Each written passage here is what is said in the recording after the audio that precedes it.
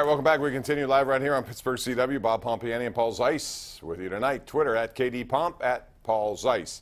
The other big news, of course, will be the Steelers on Sunday. This is a game, now I feel like the Steelers are going to win it. I just do. I just think they're due to win a game, play better. They're angry. There's a lot of drama, a lot of questions about leadership, what have you. Kansas City, on the other hand, has been playing so well that sooner or later you would think they would go down. The Steelers have beaten them 2 times last year, one here, one there. Paul, what's your take on this game, and how much do you think the distractions will actually help the Steelers, or do you think they will be hurt by them? I mean, I don't know. We've seen in the years past that the Steelers seem to thrive when they believe in their weird perception that it is us against them and everybody's lined up against them and everybody's picking on them and all that other stuff. We've seen that all this week, Bob. It's been amazing to me. The Steelers really have a lot of guys that are way too thin-skinned for my taste. But if that's what it takes for them to get themselves motivated, if that's what it takes for them to really believe, you know, that they're going to go out and play against Kansas City, and that's what they need to be motivated, and they need to turn it into some sort of us against them, and you know, nobody's giving us a chance type stuff, more power to them. I just think this week was not a really good look for the Steelers. No, I agree with you, and we'll see what happens. And again, that's a big game. It'll be a 4:25 game. John, I accidentally knocked the screen off here because it's hard to reach, so please tell me who's on line 1.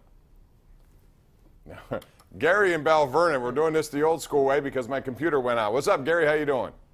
Hey, Bob. Thanks for taking my call. Yes, sir. I just want to do a quick shout-out to Bell Vernon for beating Thomas Jefferson today. That was a big game, too. So, all right, thank you. Appreciate that. Yep.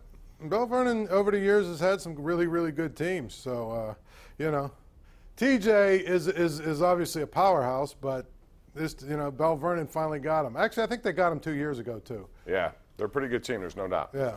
All right, who's on line 3? Rick. What's up, Rick? How you doing? Doing good, Bob. Hey, I totally agree with what Paul said. And one thing I wanted to add, I think, you know, one of the reasons they get into this thin skin and perception is, and I mean, if you look down that offensive team, I mean, you got a lot of long-term contracts. I mean, to me, they play like, you know, they're pretty fat and happy out there until they get themselves in a hole, and I think that's mostly on the coach. Well, yeah, you can say that if you would so choose. I think there are guys with contracts signed like Antonio Brown who continues to play and play hard. He's a different kind of situation. I just, last week going back, I don't understand the game plan in general, especially in the third quarter. Paul, I thought that game last week was very much in their control, even though it was ugly at the time. They were up 9-7, and they had the ball. There was no need to just decide to keep passing at a rate that puts you at 55 for the game. Yeah, and that's why I thought it was silly. You know, the reason that they said they had to throw the ball 55 times was because they were in a deep hole. They weren't in a deep hole until they weren't really even a deep hole, you know, with like 10 minutes left or whatever it was after they kicked the field goal. They're still only down 23-9. I thought that was absolutely ridiculous. They to me, abandoned the running game way too quickly. They fell in love with the pass, and I just thought that Jacksonville's good at stopping the pass and not good at stopping the run. Keep pounding it with the running game, and you're eventually probably going to do some good things. Tom in Johnstown joins us right now on the Sports Call. Hey, Tom. Hey, thanks for the call. Just a couple of quick things. The Steelers continue to struggle in the red zone. You know, we saw it last week, you know, 3rd and 2. I mean, we know Ben had a bad game. That's not Ben. But I have to question the coaching ability of Tomlin.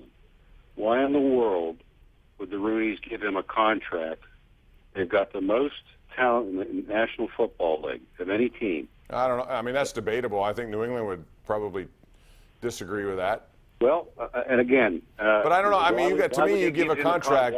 You give a contract, Tom, because if you look at the body of work, don't you? You look at what he's been able to do, and they got to the AFC Championship game last year, even though they started 4 wins and 5 losses. No, that's true. That's debatable. But I think at the minimum, to get to the Super Bowl should be their goal before they give him a contract.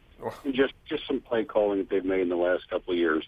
Well, that's always debatable, Paul. But, I mean, I don't debate the fact that Mike Tomlin's put together an outstanding resume, and I'd want him around as long as he could be around. Sorry. I think the other part of it is,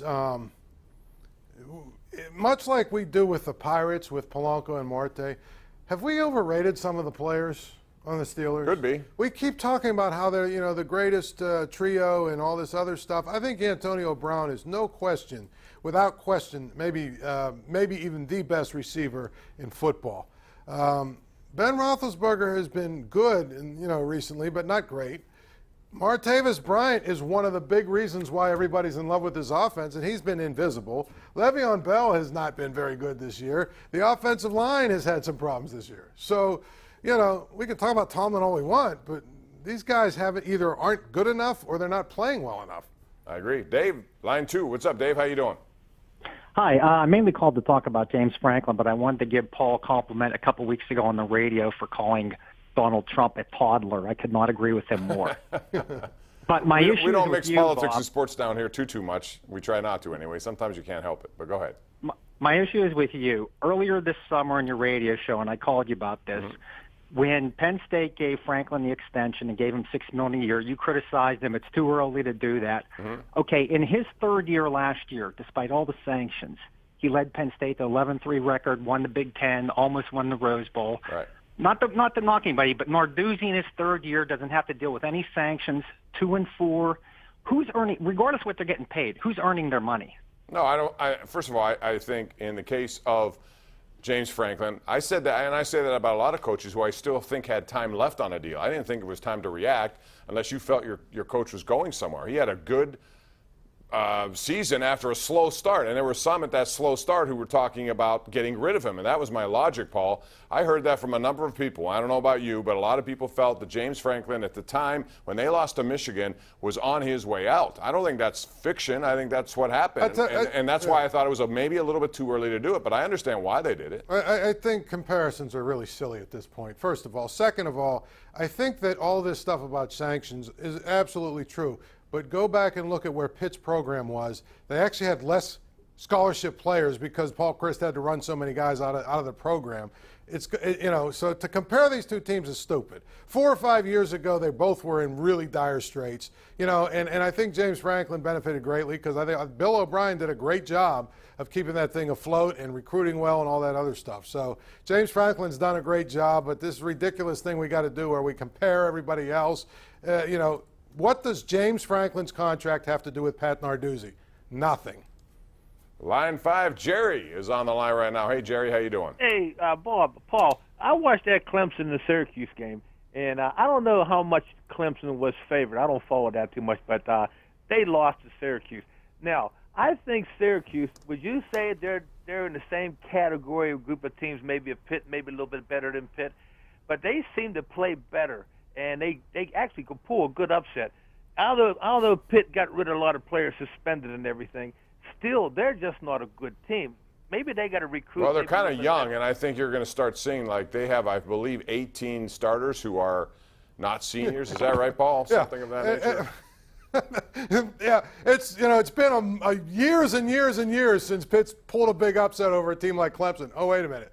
They did it, 8 games ago, at the end of last season. I mean, here's the other thing. Pitt's, they're a really young team. There's no question about it. They've got, they have 9 new players on defense. They've had two starters coming back on defense. They've had some quarterback issues. I mean, this whole thing where people think it's supposed to happen overnight. And oh, by the way, Syracuse and Pitt played last week, and Syracuse beat them by a whole 3 points. So, could we just not go crazy yet? I agree. We got to take a break here. Penn State off this week, and then they have Michigan and Ohio State back-to-back. That will be very interesting. I think Penn State is in position to beat Michigan. I don't know about Ohio State on the road. That could be tough given what happened last year. We'll see. We'll take and more Michigan State. Don't forget Michigan State. Michigan State beat Michigan, so there you go. One thing about that rivalry is Michigan State knows how to pick what they need to make a team compete, and they don't have the same recruiting reach, I think, that a Michigan has. At least Michigan seems to get better recruits in terms of when you rank their classes. But, hey, bottom line is D'Antonio knows how to get it done, and he puts it together, and he wins some games, that, especially in that rivalry, which I think he's 8-3 against Michigan in 11 years, something like that. So we got to go to break. We'll continue when we come back right here live on Pittsburgh CW.